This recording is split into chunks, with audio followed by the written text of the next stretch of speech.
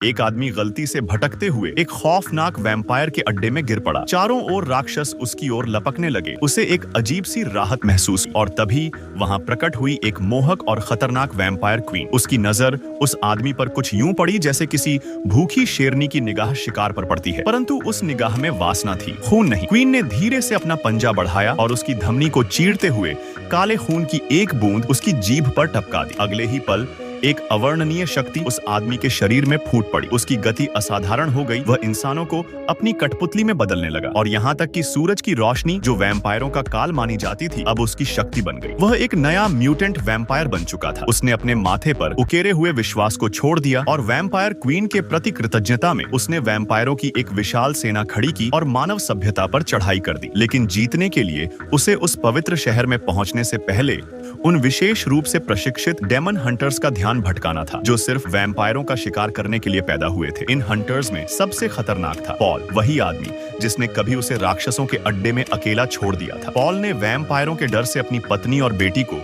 अपने ही भाई के पास छोड़ा था। अब वही तीनों वैम्पायरों का अगला निशाना बन चुके थे। उनके घर में खाना खाने से पहले वे प्रार्थना कर ही रहे थे कि जमीन अचानक थरथराने लगी। सौतेले पिता ने खिड़की से बाहर झांका तो देखा एक पूरी वैम्पायर आर्मी उनके दरवाजे पर टूट पड़ने को तैयार थी। उसने तुरंत स्टील का दरवाजा बंद किया, दीवार से अपनी पुश्तैनी गेटलिंग गन निकाली और मोर्चा संभाल लिया। माँ ने एक शब्द भी गंवाए बिना टेबल को धक्का दिया और बिजली की रफ्तार से तहखाने का गुप्त दरवाजा खोला। बेटी से बोली, चुपचाप यहाँ छिप जा, चाहे कुछ भी हो जाए, आवाज मत करना। लेकिन जैसे ही उसने यह कहा कमरे की दीवार पर टंगा क्रॉस जमीन पर गिर गया। अगले ही पल गोलियों की गड़गड़ाहट और माँ बाप की चीखें गूंज उठी। फिर सब शांत हो गया। बेटी डर के मारे अपनी पैंटी तक गीली कर बैठी, लेकिन एक आवाज भी नहीं निकाली। सांस तक लेना मुश्किल हो गया था, पर उसके बावजूद वैम्पायर किंग ने अपना इच्छित बंदी पकड़ ही लिया। इस दौरान पवित्र शहर के लोग अभी भी इस आस में थे कि चर्च की सुरक्षा उन्हें बचा लेगी। उन्हें क्या पता था कि इंसानों और वैम्पायरों के बीच की लड़ाई तो तब से जारी है जब से सभ्यता की शुरुआत हुई थी। 17वीं सदी से लेकर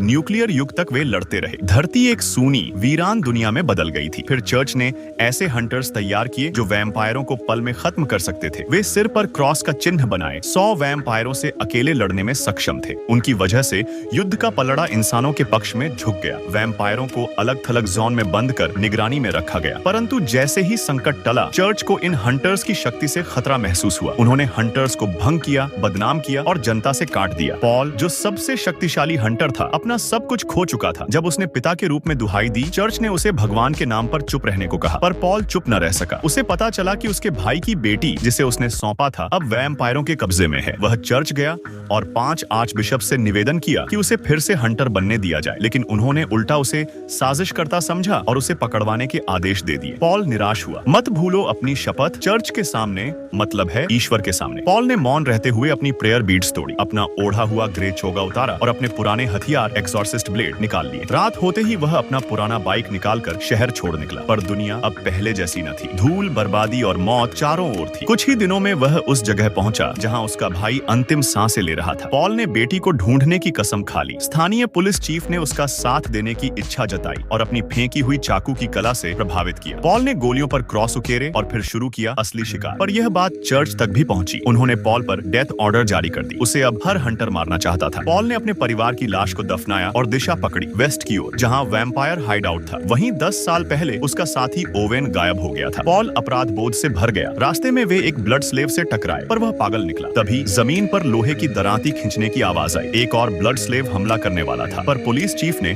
उसे फेंकी हुई दरांती से मार गिराया। पॉल ने बाकी सबको अकेले खत्म किया। फिर उस अधमरे से पूछा, वेयर इज द गर्ल? वह जोर से हंसा और सूर्यास्त की ओर इशारा किया। रात आने दो, वैम्पायरों का असली खेल तब शुरू होता है। पॉल ने बाइबल निकाली, खोली और एक क्रॉस स्ट्राइकर निकाला और आने वाले हर वैम्पायर को टुकड़ों में काट डाला। चीफ ने भी लड़ाई की, पर जल्द ही गिर पड़ा। पॉल ने उसे बचा लिया। ब्लड स्लेव डर कर बोला, लड़की को वेस्ट वाले नेस्ट में ले गए हैं। लेकिन तभी एक वैम्पायर लौटा और उसे मार डाला। पॉल उसे पकड़ने भागा और दोनों गिरते गिरते एक गहरे गड्ढे में जा गिरे। चीफ ने घबराकर गन तान दी, लेकिन जो बाहर निकला वह विजेता था, पॉल द एक्सोरिस्ट। अब उनका अगला लक्ष्य था वह विशाल नेस्ट जो 1 दशक पहले उनका शिकारगाह बंदरगाह बन गया था। पॉल के दिल में एक ही भावना थी, इस बार या तो वह सब खत्म कर देगा या खुद खत्म हो जाएगा। हालांकि ये जगह अब पूरी तरह वीरान हो चुकी थी, फिर भी पॉल ने बिना समय गंवाए एक फ्लेयर जलाकर खाई में फेंका और खुद नीचे कूद पड़ा। ऊपर डिटेक्टिव को बाहर का रास्ता सुरक्षित रखने का आदेश दिया। नीचे पहुंचते ही उसने टॉर्च निकाली और इधर उधर तलाश शुरू कर दी। तभी एक परछाई अचानक लपकी और अंधेरे में गायब हो गई। पॉल ने बिना देर किए पीछा किया, लेकिन तभी उस पर हमला हुआ। जवाबी कार्रवाई करते हुए उसने हमलावर को जमीन पर दबोच लिया। वो कोई और नहीं बल्कि उसकी पुरानी साथी मैगी निकली, जिसे चर्च ने पॉल को पकड़ने भेजा था। लेकिन मैगी को बिशप की बातों पर यकीन नहीं था। वो जानती थी पॉल कभी अपना संकल्प नहीं तोड़ सकता, इसलिए वो चुपचाप दूसरों को भटकाकर खुद चेतावनी देने आई थी। दोनों की बातें अभी चल ही रही थीं कि ऊपर से अचानक गोलियों की आवाज आई। पॉल दौड़ पड़ा। डिटेक्टिव मुश्किल में था। ऊपर पहुंचकर देखा तो एक विशाल राक्षस ने उन पर हमला कर दिया था। गनीमत रही कि ऊपर की दरार संकरी थी, जिससे राक्षस अंदर नहीं घुस पाया।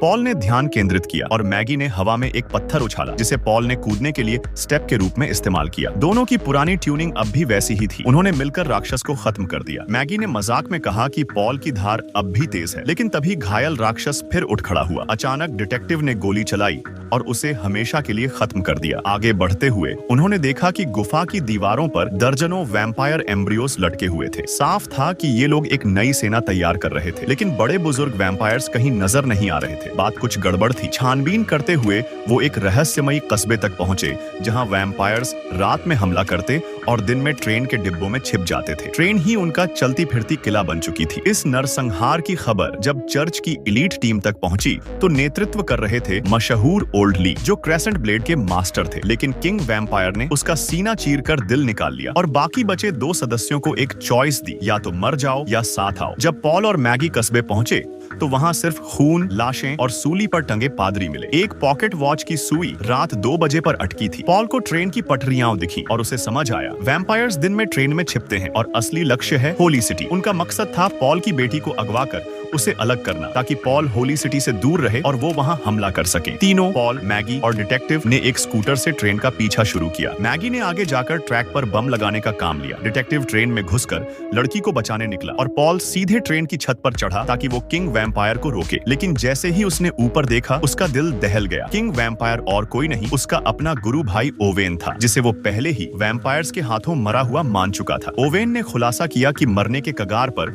उसे वैम्पायर क्वीन ने नया जीवन दिया, एक ऐसी शक्ति जिसमें ना उसे सूरज से डर था, ना इंसानी सीमाओं से। उसने पॉल को भी साथ आने को कहा, लेकिन पॉल ने अपने विश्वास को नहीं छोड़ा। फिर शुरू हुई जोरदार लड़ाई, लेकिन ओवेन अब इंसान नहीं रहा था और पॉल उसका मुकाबला नहीं कर सका। कुछ ही मिनटों में वह ट्रेन से गिर गया। उधर मैगी ने जैसे ही बम लगाया, ब्लड मेडन्स ने हमला कर दिया। उसने जबरदस्त फाइट करते हुए दुश्मनों को काट गिराया, लेकिन टाइमर डिवाइस टूट गया। अब एक ही रास्ता बचा था, अपने स्कूटर को बम बना देना। डिटेक्टिव को तब तक लड़की मिल गई थी, लेकिन ब्लड स्लेव पीछा कर रहा था। तभी पॉल लौटा और दोनों मिलकर लड़ने लगे। उन्होंने सूरज की किरणें ट्रेन में लाने के लिए छत को गोली से तोड़ा और वैम्पायर्स को पीछे धकेला। ओवेन ने फिर हमला किया, डिटेक्टिव को बाहर फेंका और लड़की को उठाकर उड़ गया। पॉल बेबस था, लेकिन मैगी के बलिदान का भाव सुनाई दिया। उसका स्कूटर अब ट्रेन की ओर दौड़ रहा था, बम से भरा हुआ। पॉल ने आखिरी ताकत से ओवेन की गर्दन में भाला घुसेड़ा। ओवेन तिलमिला गया, लड़की को छोड़ दिया। पॉल ने लड़की को पकड़ा और मैगी की ओर देखा। समझते देर नहीं लगी, वो ट्रेन टक्कर से पहले कूद पड़ा और मैगी के बलिदान से पूरी ट्रेन, ओवेन और वैम्पायर्स जलकर राख हो गए। होली सिटी लौटकर पॉल ने वैम्पायर का सिर बिशप्स को दिखाया, लेकिन वो अब भी मानने को तैयार नहीं कि युद्ध अभी खत्म नहीं हुआ। पॉल जानता है यह अंत नहीं, सिर्फ शुरुआत है।